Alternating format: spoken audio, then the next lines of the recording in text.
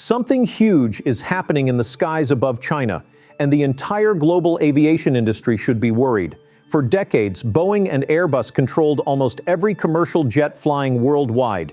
But now, a new competitor backed by the world's second-largest economy is rising fast, COMAC. With unlimited state funding, guaranteed airline orders, and a political mission to win, China is building its own fleet and quietly pushing Western planes out of its airspace. If COMAC succeeds, the consequences will be massive, from collapsing Boeing revenues to geopolitical pressure on countries buying Chinese aircraft. The aviation world is changing. For years, China has been the world's fastest-growing aviation market. Yet almost every jet flying in and out of Chinese airports has been built somewhere else. Boeing and Airbus have long enjoyed a comfortable duopoly, relying heavily on Chinese orders to keep their production lines full. But this dependency was always risky for Beijing, and recent geopolitical tensions finally exposed just how dangerous it could be. When the US began sanctioning Chinese technology companies, Huawei, ZTE, drone makers, semiconductor firms, Chinese leaders suddenly realized a chilling truth. If Washington ever decided to restrict aviation technology, China's entire commercial flight network could collapse in a matter of weeks.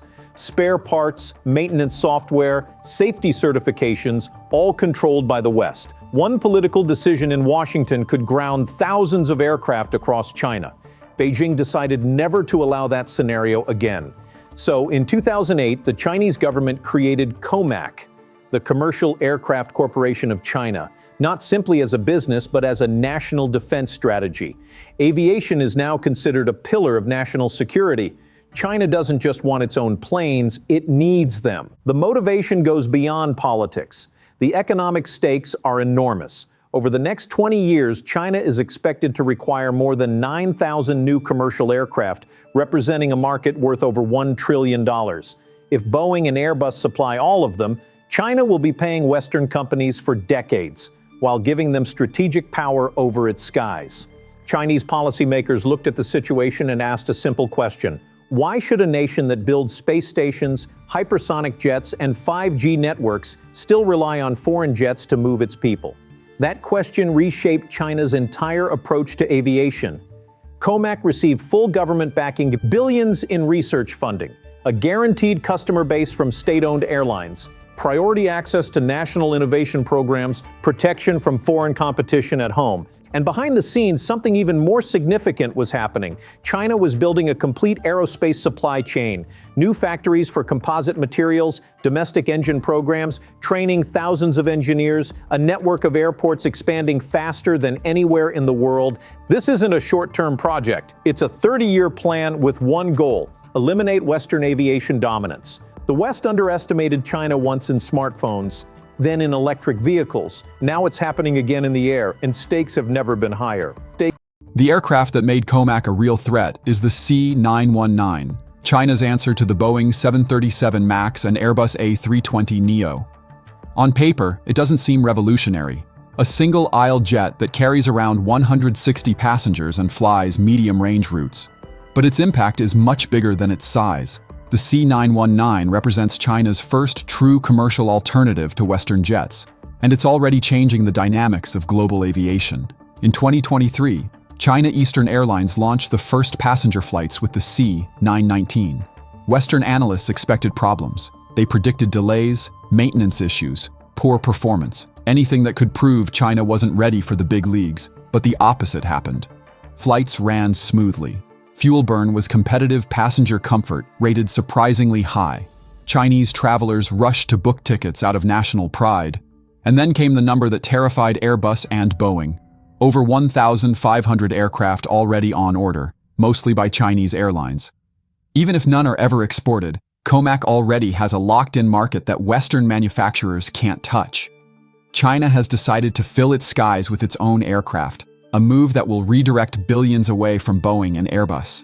The timing couldn't be worse for Boeing. The company is still struggling from the 737 MAX crisis, production delays, and financial instability. Airbus is stronger, but they too rely heavily on Chinese orders to stabilize their output. Every C919 that enters service is one fewer Western jet being sold. But here's what makes the situation even more dangerous for the West. The C-9019 is only version 1. Future variants are already planned. Extended range model for longer distances, freighter version for China's booming cargo market. More Chinese-made components to reduce import dependence. Right now, the C919 uses Western engines, the LEAP-1C, built by CFM International, a US-French partnership. But China is pushing forward the CJ1000A engine, designed to fully de-Westernize the aircraft. Once that engine is certified, export controls will become meaningless. And that's when the real geopolitical shift begins. Imagine developing countries offered a jet that's cheaper, comes with easier financing, and doesn't require dealing with US regulators. Many airlines, especially those under Western sanctions, will switch instantly. The C919 may look familiar, but its mission is revolutionary. It is the first crack in Boeing and Airbus's dominance. And through that crack, China is preparing to break the entire system open. If the C919 threatens Western dominance on short and medium-haul routes, then the CR929 aims straight at the most profitable heart of global aviation, long-haul international flights. And this is where the stakes become enormous. The CR929, originally a joint project with Russia, is designed to compete directly with the Boeing 787 Dreamliner and Airbus A350. It promises a capacity of 250 to 320 passengers, up to 12,000-kilometer range, and modern composite materials to reduce weight and fuel consumption. For airlines, this means one thing: cheaper long-distance operations, exactly what struggling carriers want. But the geopolitical implications go far deeper. Long-haul aviation isn't just about travel, it's about global power projection. Countries that control major international routes influence trade, tourism, and diplomacy. If China can provide a cheaper aircraft alternative, it gains leverage over nations that buy and rely on those planes. That's why the US and Europe are uneasy. The CR929 has faced major delays, including Russia's shrinking participation after sanctions. Western analysts see those delays as a sign of weakness, but China sees them as an opportunity: more independence, more Chinese suppliers, and less reliance on foreign technology. And Beijing plays the long game. Right now, Chinese airlines still operate A350s and 780s, but once the CR929 is certified, those future orders will shift. Even just the domestic market is enough to keep the program alive. China will require over 1,200 new wide-body aircraft by 2040. Each one costs between $150 million to $300 million. That alone represents hundreds of billions in guaranteed demand. Now imagine China offering the CR929 to countries shut out of Western financing under US sanctions, economically aligned with China's Belt and Road Initiative, seeking cheaper access to international travel from the Middle East to Africa to Latin America. The CR929 could become the aircraft of the non-Western world. This is what transforms COMAC from a challenger into a global force. While the world is focused on COMAC's aircraft, the real transformation is happening behind the scenes, in the factories, laboratories, and training centers that China is rapidly expanding. Because to truly rival Boeing and Airbus, China can't just build planes. It must build everything those planes depend on. And that is exactly what Beijing is doing. Over the past decade, China has launched massive programs to nationalize aviation technology, jet engines, the CJ1000A, and even more advanced power plants, composite materials, produced at scale for lightweight airframes, avionics, and flight control systems, replacing Western software maintenance and certification infrastructure, free from US oversight pilot and engineer academies, training thousands annually. This is a full-spectrum takeover of the industry. To understand how serious China is, look at how many resources they've mobilized. More than 200 companies are now part of COMAC's supply chain. Over 100,000 specialists are being trained for aviation roles. Dozens of new airports open every year, more than anywhere else. This is not competition. This is industrial warfare, fueled by a country with no budget constraints and a long-term plan. Western sanctions only accelerated the process. When the US restricted semiconductor access, China doubled down on chip independence. When export controls threatened aviation components, China pushed even harder to localize every key system in its jets. The message was clear: if the West won't sell, China will build. Meanwhile, Boeing faces production crises and safety controversies. Airbus struggles to scale fast enough. Both depend heavily on global supply chains, vulnerable to rising political tension. China's model is the opposite: everything domestic, everything controlled, everything scalable. And this strategic shift is beginning to pay off. Every year, the percentage of foreign technology inside Chinese jets shrinks.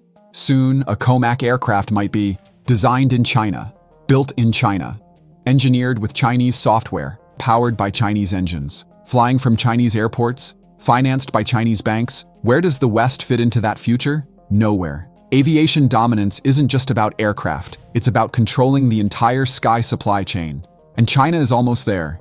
The age of a comfortable Boeing Airbus duopoly is ending. COMAC has entered the race, not as a minor challenger, but as a state-backed competitor with a mission to rebuild the global balance of power in aviation. And every step China takes, from C-19 certification to the future CR-929 rollout, pushes Western aerospace one step closer to losing its dominance. This isn't just about planes, it's about influence, control, and the future of how the world connects. If COMAC succeeds in capturing even a fraction of global sales, the consequences are clear. Boeing loses recovery momentum.